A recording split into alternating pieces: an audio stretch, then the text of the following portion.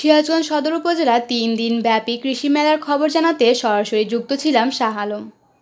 সিরাজগঞ্জ প্রতিনিধি। উপজেলা মেলা ক্যাম্পাস ঘুরে বিভিন্ন তথ্যচিত্র তুলে ধরেছি আপনাদের জন্য।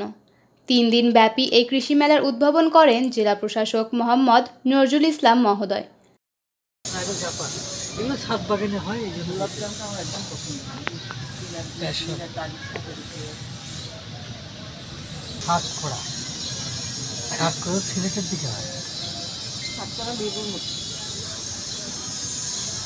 কিন্তু মেলা দ্বিতীয় দিনে 20টি স্টলের মধ্যে 10টি ডিসপ্লে স্টল দেখা যায় আর 10টি স্টল ফাঁকা দেখতে পাই।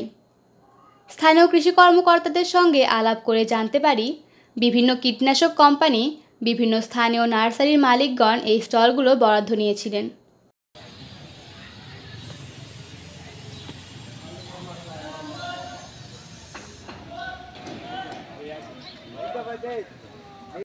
কিন্তু প্রথম দিনই গ্রাহক বেশি না থাকায় বিভিন্ন ধরনের গাছপালা বেচা বিক্রি না হওয়ার কারণে আজ দ্বিতীয় দিন তাদের বরাদ্দ স্টলগুলো ফাঁকা পড়ে থাকতে দেখা যায়।